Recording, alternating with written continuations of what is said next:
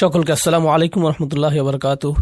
আজকে আমি আশা করছি যে আমি নিজে এবং আপনারা সকলেই সূরা কাহফ সম্পর্কে কিছুটা জানতে পারবো, যেটা হলো কোরআনের 18তম সূরা। আমি সূরাটি সম্পর্কে কিছু বিখ্যাত বর্ণনা দিয়ে শুরু করব।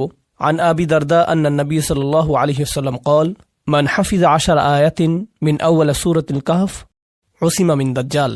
আবু দারদা কর্তৃক বর্ণিত রাসূল সাল্লাল্লাহু আলাইহি ওয়াসাল্লাম বলেছেন, সূরা কাহফের প্রথম 10টি আয়াত যে মুখস্থ করবে সে দাজ্জালের ফিতনা অথবা দাজ্জালের পরীক্ষা অথবা স্বয়ং দাজ্জাল বা ভণ্ড মাসিহ থেকে সুরক্ষিত। عن أبي سعيد الخدري رضي الله تعالى عنه أن النبي صلى الله عليه وسلم قال من قرأ سورة الكهف في يوم الجمعة أدعى له من النور ما بين الجمعتين। আবু সাঈদ আল খুদরি রাদিয়াল্লাহু তাআলা আনহু বলেন, যে ব্যক্তি জুমাবারে সূরা কাহফ পাঠ করবে এটা তার জন্য নূর তৈরি করে যা এক জুমা থেকে পরবর্তী জুমা পর্যন্ত স্থায়ী হয়। এই সূরাটির উদ্দেশ্য হল মানবজাতির সর্ববৃহৎ যে পরীক্ষার সম্মুখীন হবে তা থেকে সুরক্ষা দেয়া, যার সম্পর্কে স্বয়ং রাসূল সাল্লাল্লাহু আলাইহি ওয়াসাল্লাম সতর্ক করেছেন। সূরাটি নিজেও সেই কঠিন পরীক্ষাকে বা'সান শাদীদাম মিন লাদুনহু বলে উল্লেখ করেছে, যার অর্থ স্রষ্টা কর্তৃক নির্ধারিত ভয়ঙ্কর যুদ্ধ। আর ঈমানদারদেরকে অভিনন্দন জানানো হয়েছে এই বলে যে তাদের সৎ কাজগুলো বিফলে যাবে না। এটি একটি গভীর তাৎপর্যপূর্ণ সূরা, অত্যন্ত অনন্যভাবে বিন্যস্ত। আমি এই সম্পর্কেও আপনাদের কিছুটা বলবো। আমরা জানি যে সূরাটি 4টি ঘটনায় বিভক্ত, কিন্তু এটা তার চেয়েও কিছুটা বেশি জটিল। এতে রয়েছে 4টি অনুচ্ছেদ এবং 4টি ঘটনা। তো আমি চাই যে আপনি এভাবে চিন্তা করুন যাতে সূরাটির বিষয়বস্তুকে নিজের মস্তিষ্কে সাজাতে পারেন, আর তা হলো আপনি এটাকে 2টি খণ্ডে চিন্তা করতে পারেন। ওকে, তো সূরাটির প্রথম খণ্ডের শুরুতে রয়েছে একটি অনুচ্ছেদ যা আল্লাহর দেয়া খুতবা, যা আমাদেরকে এই জীবনের ক্ষণস্থায়ী প্রকৃতি সম্পর্কে শেখায়। এর পরে রয়েছে প্রথম ঘটনাটি, এর পরে রয়েছে আরেকটি খুতবা, যার পরে রয়েছে আরেকটি ঘটনা। তো এই সূরাটিতে 2 ধরনের উপাদান রয়েছে, খুতবা এবং ঘটনা। খুতবা অর্থ আয়াতের সমষ্টি, যা আপনাকে শিক্ষা দেয় গভীর তাৎপর্যপূর্ণ কোনো বাস্তবতা সম্পর্কে, যেমন এই জীবনের স্বল্পস্থায়ী প্রকৃতি, অথবা বিচার দিবস কেমন হবে, অথবা কি ধরনের মানুষেরা সফল এবং কি ধরনের মানুষেরা ব্যর্থ। তারপর ঘটনাও রয়েছে, যেমন আসহাবে কাহফের ঘটনা, বাগানের মালিকদের ঘটনা, মুসা আলাইহিস সালামের ভ্রমণের ঘটনা এবং জুলকারনাইনের ঘটনা। এগুলো এক একটি ঘটনা, কিন্তু যেভাবে এটাকে সাজানো হয়েছে, যেমনটা আমি বলেছি যে সূরাটি মূলত 2 ভাগে বিভক্ত। প্রথম ভাগে আপনি পাবেন খুতবা, এরপরে ঘটনা, এরপরে খুতবা, এরপরে ঘটনা। তো প্রথমে কোন খুতবাটি পাবেন? বস্তুবাদের ধরন, প্রকৃতি এবং কেন এই পৃথিবীর সৌন্দর্যে আমাদের আচ্ছন্ন হওয়া উচিত না। ওয়া ইন্না লাজাইলুনা আলাইহা মা সাইদান জুরুসা। এই পৃথিবীর সকল কিছুকে আমরা সৌন্দর্যের উপকরণ বানিয়েছি যাতে মানুষকে পরীক্ষা করতে পারি যে তাদের মধ্যে কে সৎকর্মশীল। তো এটা হলো প্রথম খুতবা। এর ঠিক পরেই রয়েছে সেই তরুণদের ঘটনা যারা অত্যন্ত কঠিন পরীক্ষার মধ্যেও টিকে ছিলেন এবং তাদের ঈমানকে আঁকড়ে ধরে রেখেছিলেন। তারা শুধু এতটুকুই জানতেন যে একজন মাত্র সৃষ্টিকর্তা রয়েছেন এবং একমাত্র তারই উপাসনা করা উচিত। আর আল্লাহ অলৌকিকভাবে তাদেরকে দীর্ঘ সময় ধরে জীবিত রেখেছিলেন। কয়েকশো বছর যাবৎ তাদেরকে ঘুমন্ত অবস্থায় রেখেছিলেন একটি গুহার মধ্যে, যা অন্য কেউ জানত না। এরপর তিনি তাদেরকে জাগিয়ে তোলেন। ঘটনাটা খুবই বিখ্যাত। তো এই হলো প্রথম খুতবা এবং প্রথম ঘটনা। সূরাটির প্রথম অর্ধেক সম্পর্কে আমি যা আপনাদেরকে জানাতে চাই তা হলো খুতবাগুলো একে অপরের সাথে সম্পর্কিত। ইনশাআল্লাহ আমার করা সূরা কাহফ সম্পর্কিত আরও বিস্তারিত আলোচনাতে আপনারা দেখতে পাবেন আসলে প্রথম খুতবা এবং দ্বিতীয় খুতবাটি একে অপরকে পূর্ণতা প্রদান করে, আর ঘটনাগুলো একে অপরকে পূর্ণতা প্রদান করে। তো আসহাবে কাহফের এই ঘটনাটি হলো প্রথম ঘটনা।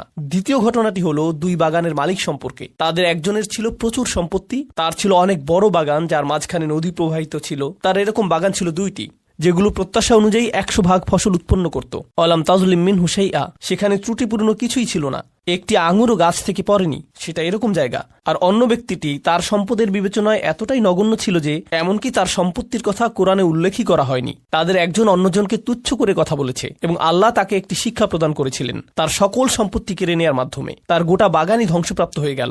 এখন এই 2টি ঘটনা, অর্থাৎ গুহার অধিবাসীদের ঘটনা এবং বাগানের মালিকদের ঘটনা, এই ঘটনা 2টির অসাধারণ দিকগুলো হলো, একদিকে আপনি এমন তরুণদের সামর্থ্যকে উপেক্ষা করছেন যাদের কোনো বস্তুগত উপায় উপকরণ নেই।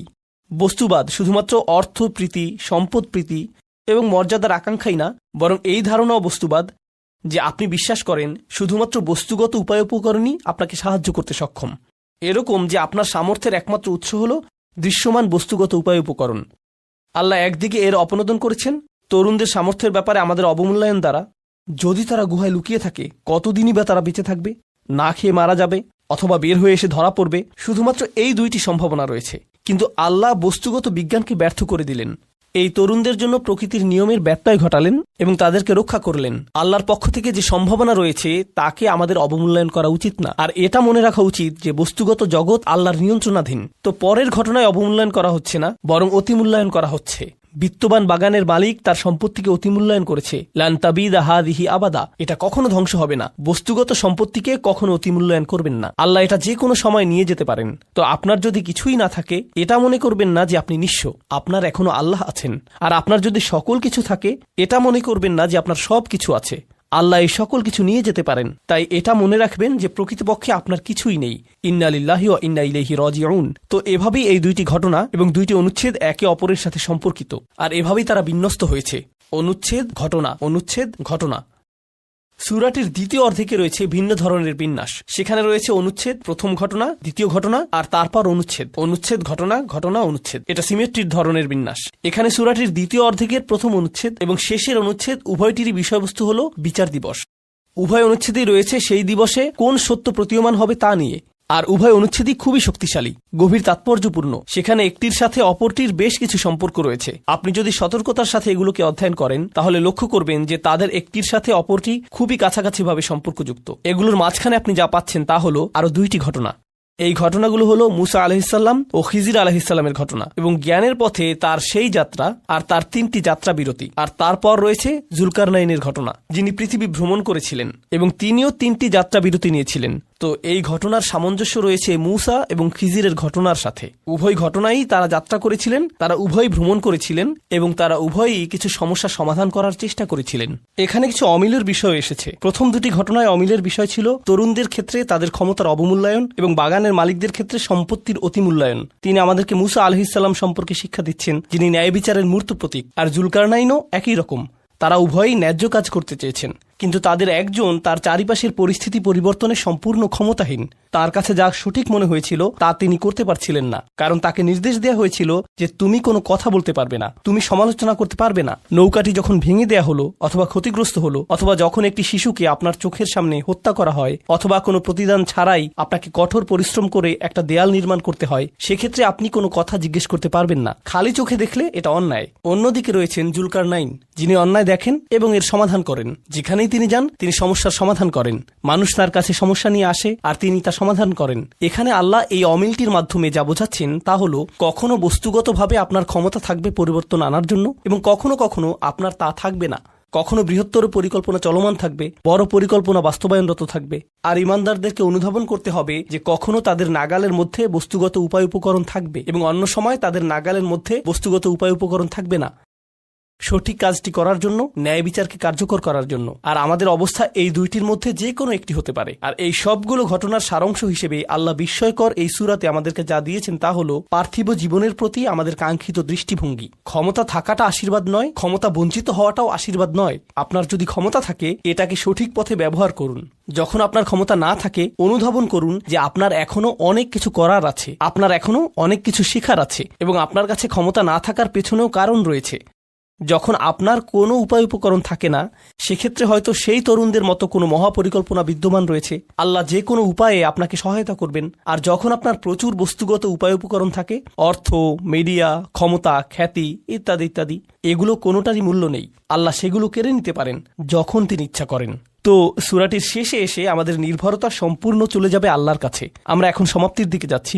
দাজ্জালের ধারণাটি হলো আসলে এমন কেউ যে বস্তুগতভাবে, বাহ্যিকভাবে, পার্থিবভাবে অবিশ্বাস্য জিনিস তৈরি করতে পারে। সে এমন জমিতে শস্য উৎপাদন করতে পারে যেখানে কোনো ফসল হয় না। সে এমন গতিতে ভ্রমণ করতে পারে যা অন্য কেউ পারে না। সে মৃতকে জীবিত করতে পারে এবং এমনভাবে উপস্থাপন করতে পারে যেন মৃত ব্যক্তি জীবিত ফিরে এসেছে। সে এই সকল বিস্ময়কর পার্থিব বস্তুগত কাজ করবে আর মানুষ এটা দ্বারা সম্মোহিত হয়ে যাবে এবং তার উপাসনায় লিপ্ত হবে। ঈমানদারদেরকে নির্দেশনা দেয়া হয়েছে যে এই সূরাটি তোমাদেরকে উজ্জীবিত করে রাখবে, কারণ এই সূরাটির কারণে তুমি যা দেখো তার দ্বারা সম্মোহিত হয়ে পড়বে না। আপনি বুঝতে পারবেন যে আপনি যা দেখতে পান এর একটি বাস্তবতা রয়েছে, কিন্তু এর চেয়েও অনেক বেশি বাস্তবতা রয়েছে যা আপনি আমি দেখতে পাই না এবং উপলব্ধি করতে পারি না। আর এটাই আল্লাহ আজ্জা জাল্লার ক্ষমতা, যা সর্বদা কার্যকর। এই বলে আমি গভীর তাৎপর্যপূর্ণ এবং চমৎকার এই সূরাটির সারসংক্ষেপের এই আলোচনার প্রতি শুক্রবার এটি পাঠ করার চেষ্টা করুন। এটা আপনার জন্য খুবই খুবই উপকারী।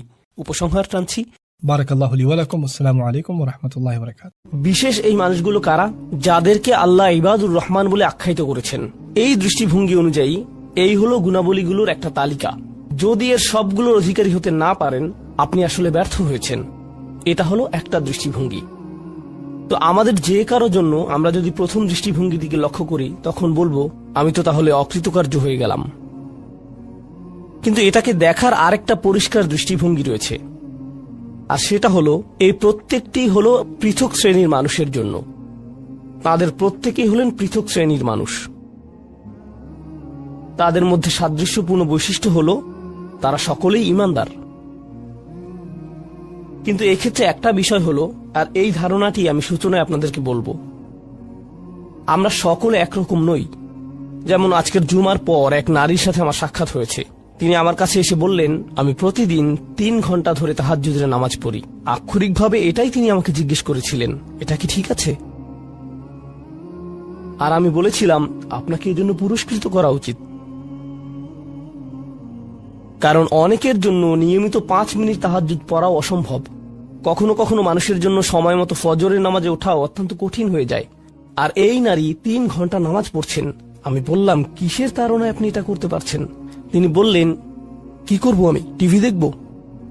তার চেয়ে বরং আল্লাহর সাথে কথা বলে সময় কাটাই। এটাই তিনি আমাকে বলেছেন।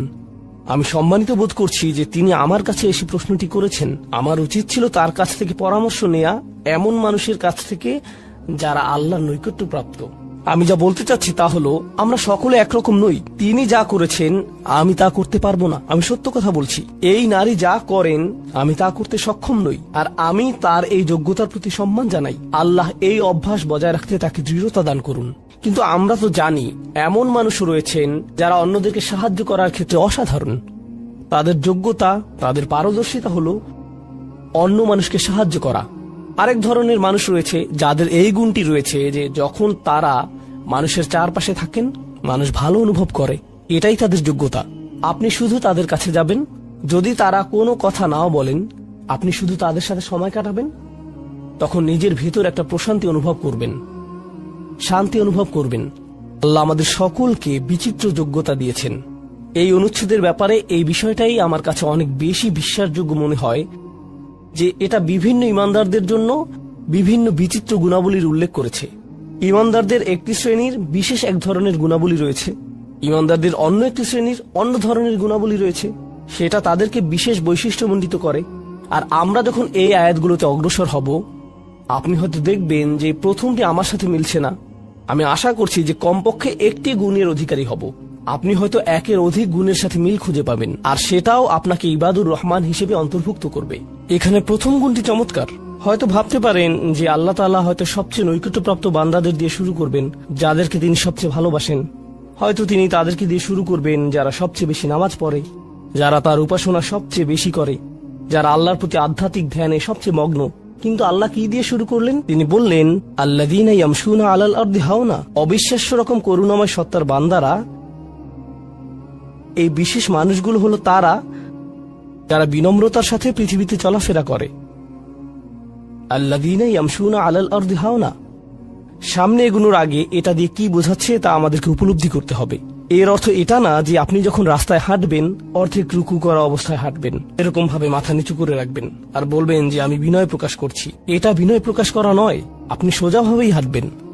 আপনি মানুষের সাথে তাচ্ছিল্য সহ কথা বলবেন না। আর আলাল আরদি, এই ধারণাটি হলো যেখানেই যান, হয়তো ঘরে থাকতে পারেন, হয়তো কাজে থাকতে পারেন, হয়তো শিক্ষা প্রতিষ্ঠানে থাকতে পারেন, হয়তো আপনার কর্মচারীদের সাথে কাজে আছেন, হয়তো আপনার নিয়োগদাতার সাথে কথা বলছেন, হয়তো কথা বলছেন শিশুদের সাথে, অথবা কথা বলছেন বড়দের সাথে, হয়তো আপনার বাবা মায়ের সাথে কথা বলছেন, হয়তো এটা অন্য কেউ, হয়তো এটা মুসলিম হতে পারে অথবা অমুসলিম।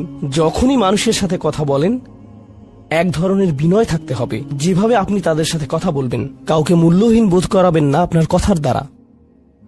যেভাবে তার দিকে তাকান, যেভাবে নিজেকে উপস্থাপন করেন, এটাই আল মাশি আলাল আরদি হাওনা। পৃথিবীর বুকে বিনয় সহকারে চলাফেরা করা, বিনম্রভাবে। আপনারা দেখবেন যে কোরআনে বিভিন্ন রকমের অহংকারের কথা এসেছে।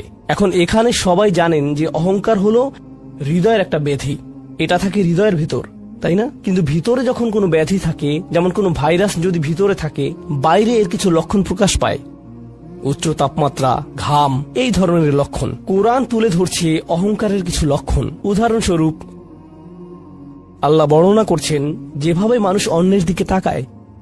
কোরআন বলছে যে এমন মানুষ ছিল যারা রাসূল সাল্লাল্লাহু আলাইহি সাল্লামের দিকে এভাবে দৃষ্টিপাত করত ইন ইয়াকাদুল্লাযীনা কাফারু লা ইযলিকুনাকা বিআবসারিহিম, তারা এত কঠিনভাবে আপনার দিকে তাকায় যে তারা যেন তাদের দৃষ্টি দ্বারা আপনাকে মাটিতে ফেলে দেবে, এরকম কঠিনভাবে তারা আপনার দিকে তাকায়। অন্য কথায় তারা কোনো কিছু বলেনি, তারা কোনো কিছু করেনি, তাদের অহংকার কোথায় ছিল? শুধুমাত্র তাদের মুখমণ্ডলে, শুধুমাত্র তাদের চোখে। তো তরুণদের জন্য এটা একটা উপদেশ। তোমার বাবা মা হয়তো তোমার সাথে কিছু নিয়ে চিৎকার করছেন, সেটা ন্যায্য বা অন্যায্য যাই হোক, আর তুমি বসে বসে শুনছো, আর তোমার রক্ত গরম হয়ে উঠছে এবং পাল্টা চিৎকার করতে মন চাইছে, কিন্তু তুমি শুধু কুৎসিত চাহনি দিয়ে তাদের দিকে তাকিয়ে আছো।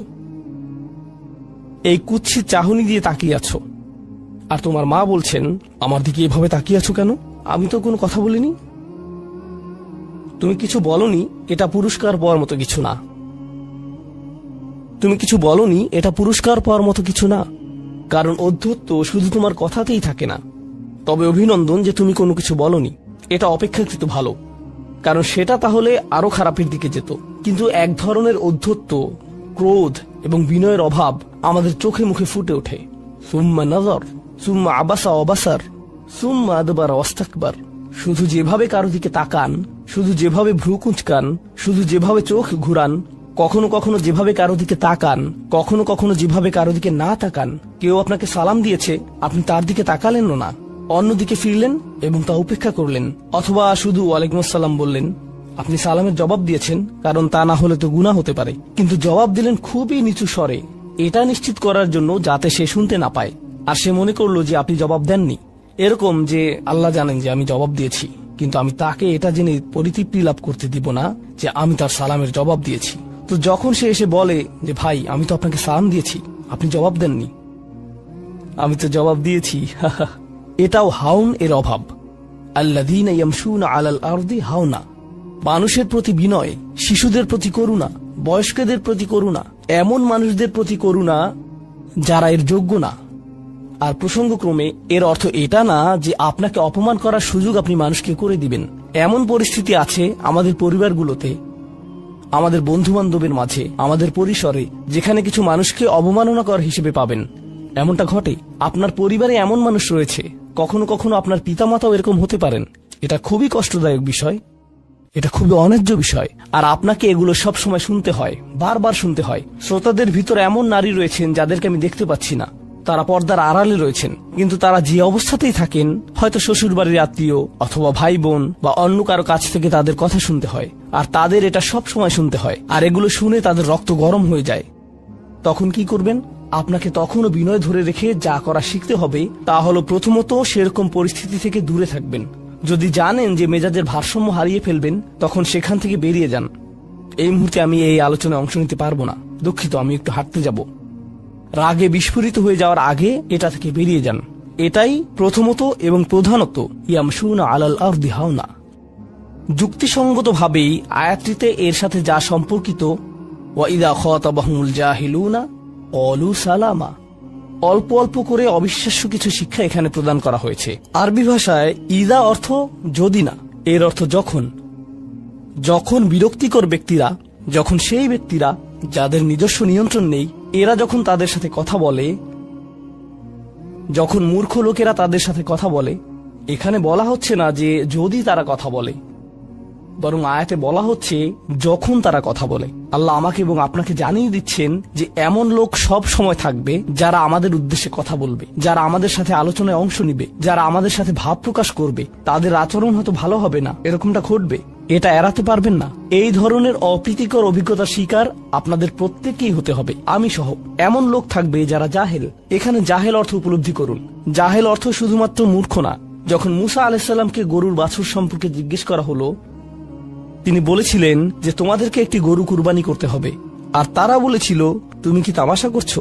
আতাত্তাখিযুনা হুজুয়া, তুমি কি আমাদের সাথে উপহাস করছো? আমাদেরকে গরু কুরবানি করতে হবে? এখানে আমাদের সামনে জটিল পরিস্থিতি রয়েছে, কিন্তু কোনো গরু কুরবানির প্রয়োজন নেই। তিনি আসলেই রেগে গেলেন। আপনারা জানেন যখন মুসা আলাইহিস সালাম রেগে যান, তখন তিনি কিছু একটা করে ফেলতে পারেন।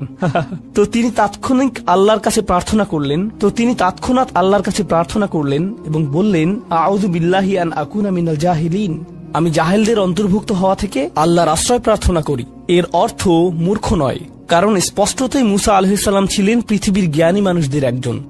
তিনি অজ্ঞতা নিয়ে কথা বলছেন না, তিনি বলছেন আমি আমার আবেগের উপর নিয়ন্ত্রণ হারানো থেকে, মেজাজের নিয়ন্ত্রণ হারানো থেকে আল্লাহর আশ্রয় প্রার্থনা করছি, এমন জিনিস বলা থেকে অথবা করা থেকে যা আমি এখন করতে চাই, কিন্তু আমাকে নিজেকে সংযত করতে হবে। এখন এই উপলব্ধি থেকে আলোচ্য আয়াতটিতে আসুন। এরকম মানুষ রয়েছে যারা সবচেয়ে জঘন্য কথা বলে, কিন্তু তাদের কোনো লাগাম নেই। কথাগুলো আপনার হৃদয় থেকে এসে মস্তিষ্ক হয়ে এরপর তার জিহ্বাতে যাওয়া উচিত, কিন্তু এই পথে কিছুটা লাগাম থাকতে হবে। আমার হয়তো এটা বলা উচিত না, আমি কিছু একটা অনুভব করছি, হয়তো গালি বের হয়ে যাবে, সেটা গলায় পৌঁছে গিয়েছে, কিন্তু সেটা আমার মুখ দিয়ে বেরিয়ে আসা উচিত না, আমার সেটা গিলে ফেলা উচিত। কিন্তু কিছু মানুষ রয়েছে তাদের মাথায় যা আসে তাই বলে ফেলে। কারোর সাথে আপনার 6 মাস পরে দেখা হলো কোনো একটা পার্টিতে, ঈদের সময় অথবা অন্য কোথাও, হে আসসালামু আলাইকুম, আপনি তো মোটা হয়ে গেছেন, সবার সামনেই। এটা কেমন কথা? আপনি এটা মনে মনে আনতে পারেন আর নিজের মনে মনে মাশা আল্লাহ বলতে পারেন, কিন্তু সবার সামনে কেন আপনাকে এই কথা বলতে হবে? হেই, তুমি তো কয়েক বছর আগে পড়ালেখা ছেড়ে দিয়েছিলে, এখনো পাস করোনি, এখনো ফেইল অবস্থাতেই আছো। মানুষ আপনাকে এরকম কথা বলে আর এটা আপনাকে রাগান্বিত করে। এই অবস্থায় কি করবেন? আল্লাহ বলেছেন এটা আপনার মনের বিনয় প্রকাশের অংশ। এভাবেই আল্লাহ আমাদের বিনয় যাচাই করবেন। আর প্রসঙ্গক্রমে তারাই হয়ে থাকে আমাদের সবচেয়ে কাছের মানুষ, যার অর্থ আপনি এই ধরনের পরিস্থিতিতে বারবার বারবার বারবার পড়বেন। কিভাবে এটা থেকে বেরিয়ে আসবেন? আল্লাহ বলছেন